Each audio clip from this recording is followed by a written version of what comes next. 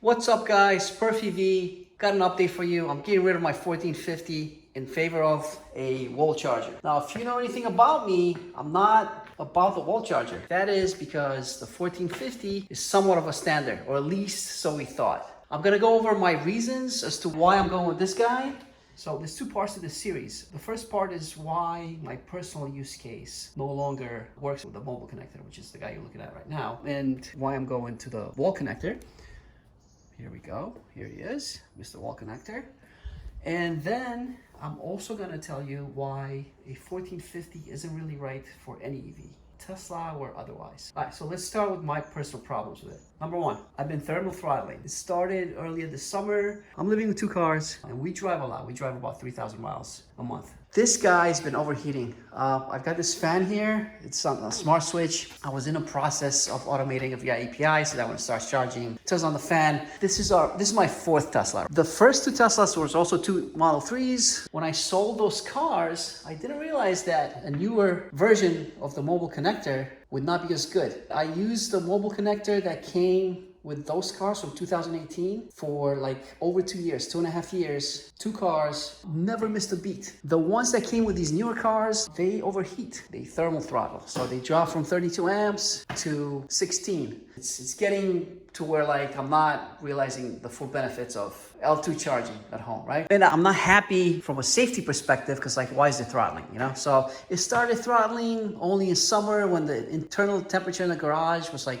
98 Fahrenheit, 100 Fahrenheit. But then it started happening more and more. This is a new unit, right? So this is replaced under warranty and it's still doing it. It's actually gotten worse. So I don't know what they changed. It's possible that actually they made things better. It's possible that they changed the temperature that it cuts off at, which is for safety. So it's possible that there's nothing wrong with it. It's just that the old model had a higher threshold, which they deemed was too high. So it's actually possible that there's nothing wrong with these, but they're safer. The end result is that I'm throttling a lot. I have two cars, even at 16 amps, still not a problem with two cars, but it's becoming inconvenient. So that's just number one. That's kind of like what got me started thinking like, hey, not super happy with this. Let's see what we can do. Number two is charge port on the Y is right here, right? Not a big deal to come from here to here, right? Charge port on the 3 is back there. Now, I can't really park any other way. We need to be able to get out of the car. The only way we can park is where the drivers are, right? So the driver's here, driver's here. So it has to be in the middle, so there's space. So my problem is when I do plug in the 3, the cable for the mobile connector, when it gets here, it doesn't drop straight to the floor. It's slightly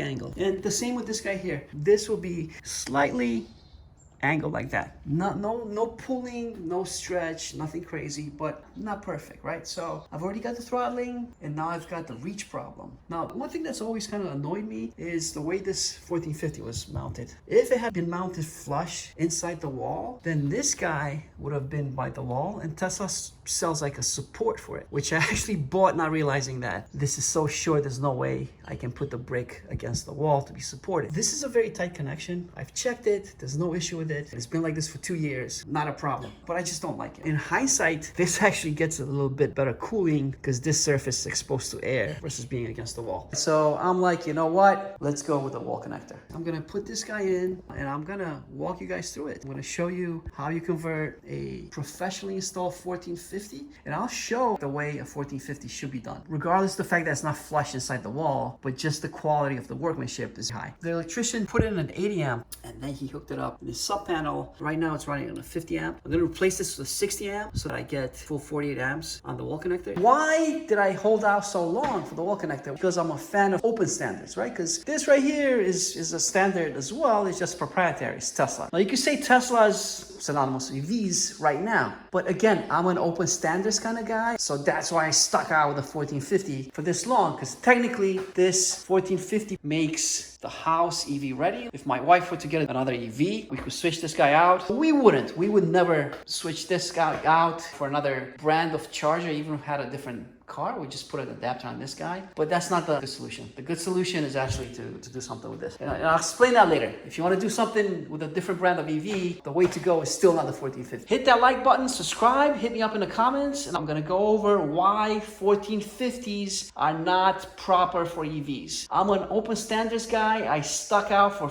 over 4 years with the 1450, and I'm ditching it. and I wouldn't put it in for any EV. And I'll explain why. Let me know if you want to see that video. Till then.